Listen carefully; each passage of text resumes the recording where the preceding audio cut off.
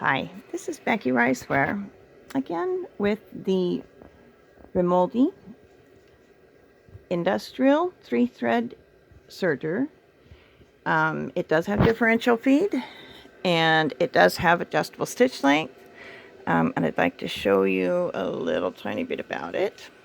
It is in an industrial table that has 2 layers. The machine sits down on the lower layer, and this little table flips back, which makes it real handy to access your looper area on your serger if you need to get in there and clean it, or if you need to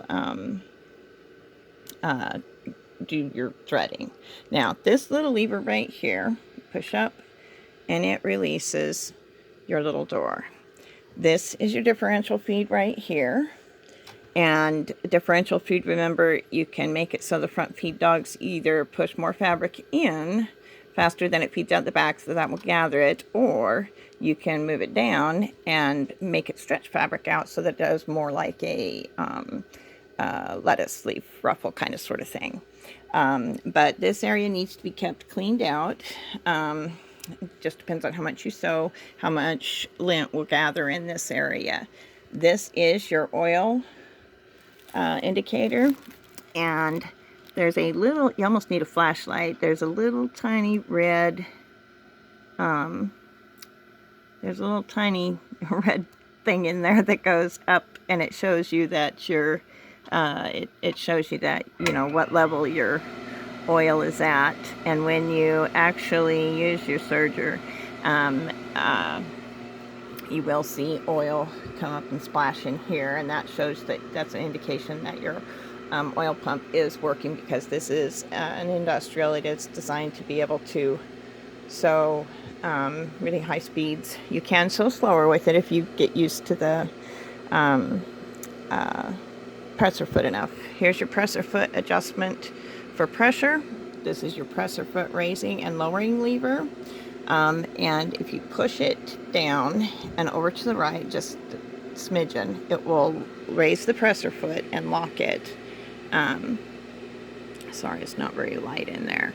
But also, that is how you push down and move your presser foot out of the way to make it easier for threading the serger.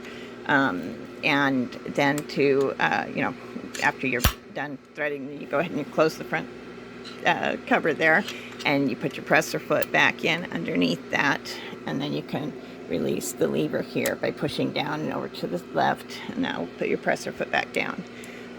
Your doors to cover your loopers, you have to pull this one over to the side, and you have to make sure you get it exactly the right spot. It's hard to do this one-handed.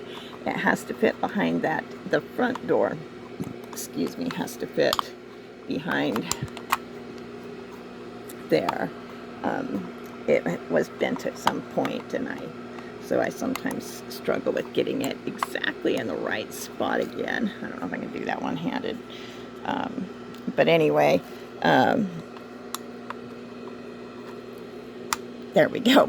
I needed to push in a little bit harder to get it back in spot. See how it has a little dented area? That's a dented area on purpose, because this is where your knife is that cuts and trims your fabrics while you sew, which is what makes it so nice. One of the things I wanted to also show is this is, you push, in order to change your stitch length, you push this little button right here and hold it in with your left hand, and I can't actually change this at the moment with my right hand because I can't hold the camera and push the button and turn the knob. But you turn this knob, you turn it over to the back, and then I don't know, can you see right next to the 0 there is a little piece of metal that is sticking out right there. That's your indicator that tells you what stitch length you've got it set at. And basically, once you've pushed this little first button in here, then you turn that to the back until you feel the pin locks in, and then you go ahead and keep turning it, and there's these little indicators for the number of millimeters of stitch length on the hand wheel. And so you'll turn it until you get the lever to the point, or not the lever, the little, the number that you want next to that little indicator there. Right there, that little indicator.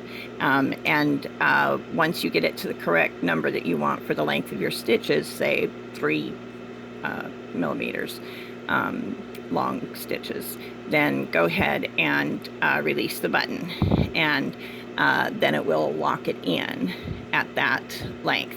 But remember, that's push the button in, turn this until you feel a button lock in, and as you keep pushing the button with your left thumb and keep turning the hand wheel until you get it to the number of millimeters that you want. And when the number of millimeters of stitch length that you want is what shows over here, because like there's the 1, there's 2, it goes up to 5 or 6 millimeters long of stitches, then you go ahead and release the button and you will have reset your stitch length. So that's how you change the stitch length. This is your differential feed ratio, and basically they call this button A on the outside, and you slide the button up or down and lock it into the required position with the 2 stops, which is basically these little stops right here. I don't know if you can see that very well because it's pretty dark down there, boy. But anyway, so differential feed, stitch length adjustment, stitch length indicator, the way that you open and close the bed plate, presser foot raise and lower, and it's also how you, remember, it's how you move the presser foot out of the way for